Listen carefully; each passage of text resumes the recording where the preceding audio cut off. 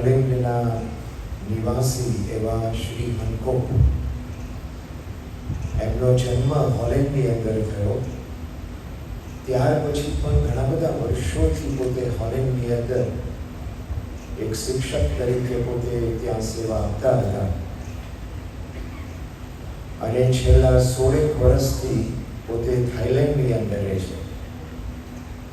અને લગભગ અવારનવાર એટલે દર વર્ષે જ્યારથી એમને સત્સંગ થયો 1972 સાલથી, તો લગભગ દર વર્ષે પોતે ભારત દેશની અંદર આવીને બાપાના દર્શન અને સમાગમ પોતે કરતા આવ્યા છે. આજે આપણે થોડીક માહિતી એમના વિશે એમના જ મુખે પ્રશ્ન ઉત્તરી દ્વારા આપણે થોડુંક સમજવાનો પ્રયત્ન કરીશું. તેઓ પોતે અંગ્રેજીમાં બોલશે, પછી એનો અનુવાદ કરવાનો, એટલે ગુજરાતીની અંદર.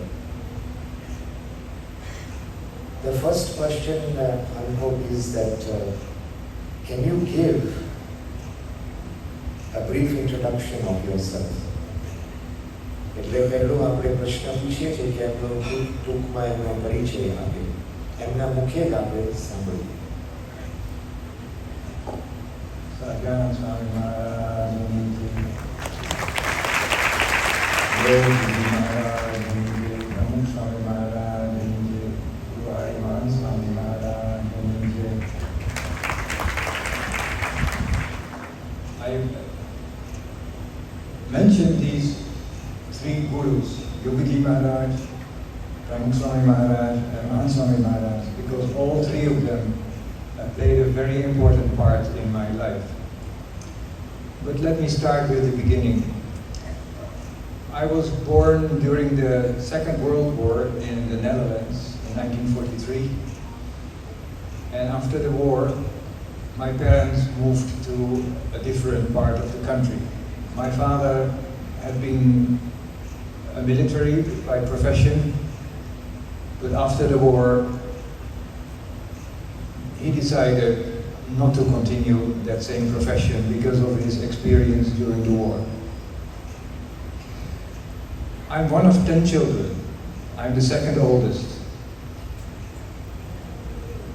And after my primary education and secondary school, I decided to join the teacher college, teacher training college, but not just for regular teaching, because regular teaching was not quite interestingly enough for me. So I chose special education. Special education in those days meant to look after children who had already failed in their primary experience. So in these special schools where I was teaching, they were given a second chance. And these children were not motivated to learn anything because of their past experience. So as a teacher, you needed a lot of patience with each child. Patience to bring back that motivation, to increase their self-esteem. And from then onwards, teaching could start. It was a very rewarding profession, and I've done that for 38 years.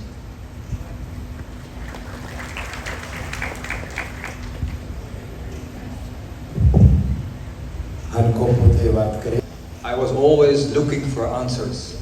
Answers that every child has. Where do we come from? What is our aim in life? Where do we find the best satisfaction?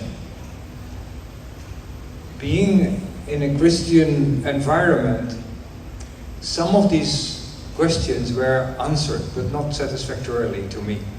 I wanted more. I wanted deeper answers. And that combined with my, shall we say, inquisitive nature, I looked beyond my own country and beyond my own culture. I wanted more. And so I and my brother decided to explore the world. We bought a second-hand Land Rover and we set out on a world tour. And this world tour brought us across Africa, many countries, the Sahara Desert,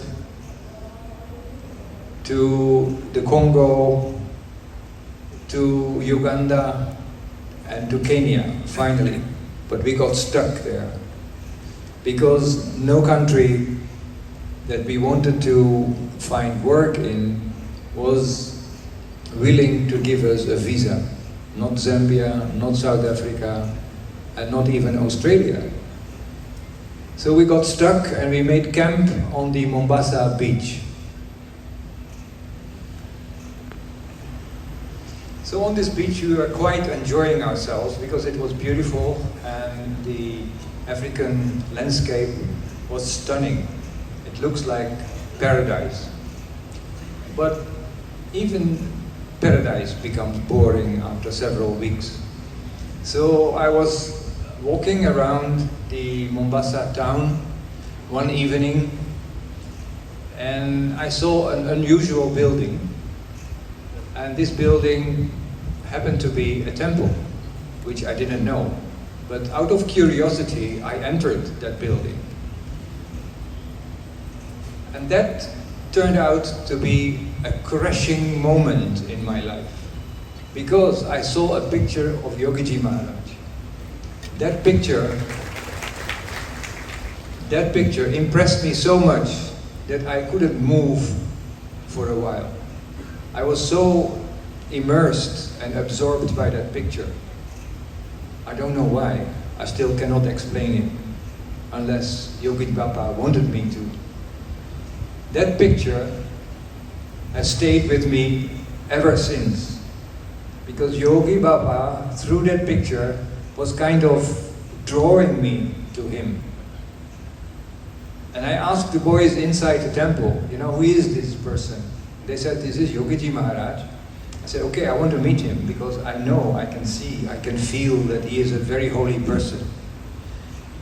No, they said, you cannot, because he expired last year, 1971. I said, no, he's there, I can feel it. And because I was confused, they took me to their satsang leader, Siti Kaka. And Siti Kaka, a born storyteller, if you ask me, he told me stories about Yogi Bapa, about Shastriji Maharaj, about Pramukh Swami Maharaj, and about Nilkanvarni. For several days together, me and my brother went to Siti Kaka's home during lunchtime, and that was on purpose, because he wanted us to taste the varieties of Gujarati vegetarian food. So I was tricked into vegetarianism by him, and it worked. I've been a vegetarian ever since. And to make a long story short, Siti Kaka persuaded me and my brother to go to India. He said, you will learn much more in India than from me. So we took a boat, a steamer, and after 12 days, we arrived with our car at the Mumbai port, Bombay, I should say. There, at the Bombay port, I met the first BAPS sadhu in my life, Sri Hari Swami.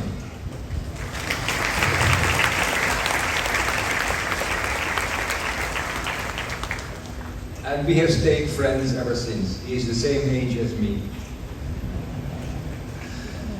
So we arrived at Dadar.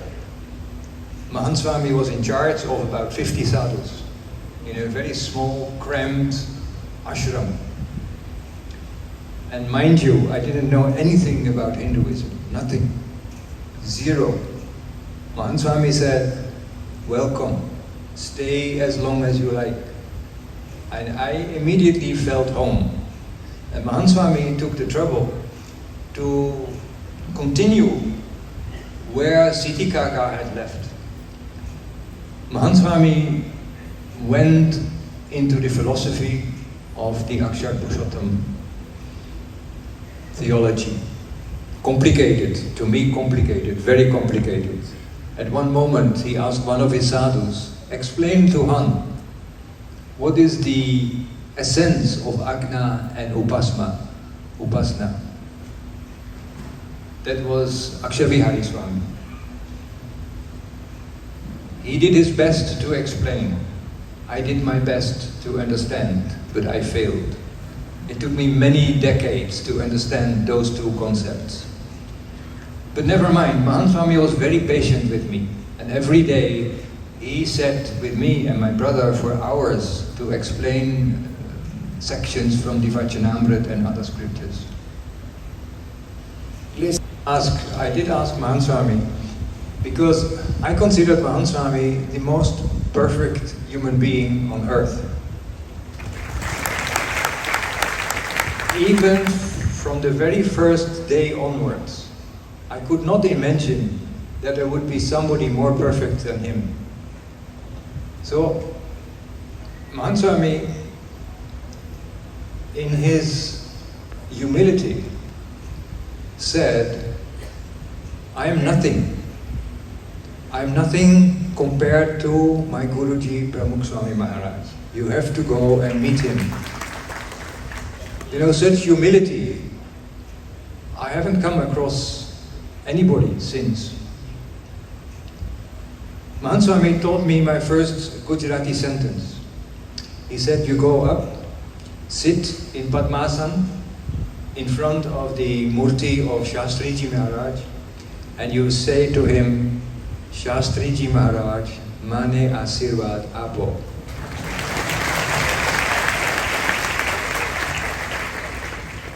It took me many days to learn this simple sentence by heart.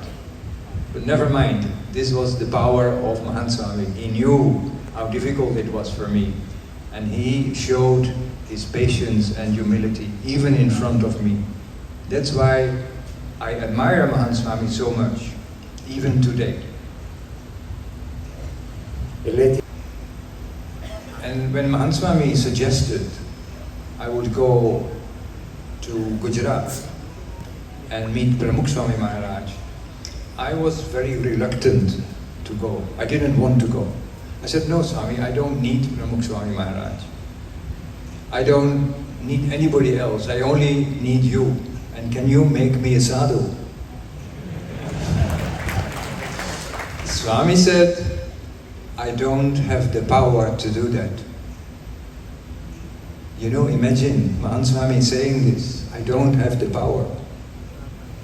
But he said it because he was a perfect servant of his Guru. So he said, if you really want to ask a question like this, you have to go to Gondal and meet Pramukh Swami Maharaj. So after some time, we went to Gondal by car. I drove the car. It was quite a distance from Bombay. And in those days, there were hardly any roads. So it was a dusty, hot, and it was very very tiring drive all the way to Gondal. And when I arrived in Gondal, I was hungry, tired, and I was told to wait and see whether Pramukh Swami would be available, because he was having his own meal during that time. We were given some food, tasty Gujarati food, and I was about to eat that food when Pramukh Swami came out. And he walked in my direction, in our direction. And I looked at him, and he looked at me, and he smiled. But what I found most attractive in his face were his eyes. And those eyes reminded me of the same eyes that I saw in the picture of Yogi Bapa in Mombasa.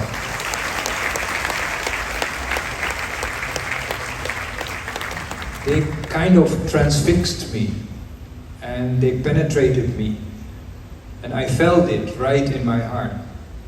And not a single word was spoken, nothing, only vision, only darshan. It was enough for me. same day in the evening. And that was another special moment because he was holding my hand. And every time I held Pramukh Swami's hand, I had the same experience. It was as if he was pulling me in an embrace, in a spiritual, divine embrace. And that left me speechless. Even though I had a lot of questions to ask, I forgot all those questions because I only felt that divine embrace by Pramukh Swami Maharaj. And then later I expressed this special moment in front of Mahan Swami Maharaj. And Mahan Swami Maharaj said, it is exactly what many people experience when they are near Pramukh Swami Maharaj. And so I told Mahan Swami Maharaj, when I breathe my last, at the final moments of my life, can you please hold my hands and take me to Akshardham? And he said, he didn't say, I will do that, because that is not his nature. He said, surely Maharaj will come, Nilkant will come and take you. After my extensive tour in Gujarat, which was suggested by Pramukh Swami Maharaj, we took leave from Pramukh Swami in Bochasan. He was there, and I again asked this question, should I become a sadhu? So I put it differently. Swamiji said, you have come with your brother. Do you think it's fair to leave him behind? You stay behind and you have to tell him, go home alone. It's not fair. You have come together and you should go together. And whether you are a sadhu or not doesn't make any difference. And then he gave me his mala. He said, do 5 malas every day. I still have the mala in my puja, the same. And it looks as fresh as 52 years ago. And then Swamiji's last words were, I tried in Gujarati, Maine bhusho nahi. I said, of course not, Swami, how can I forget you? But he was right. He put me to the test when I went back to Europe and had a break at the beach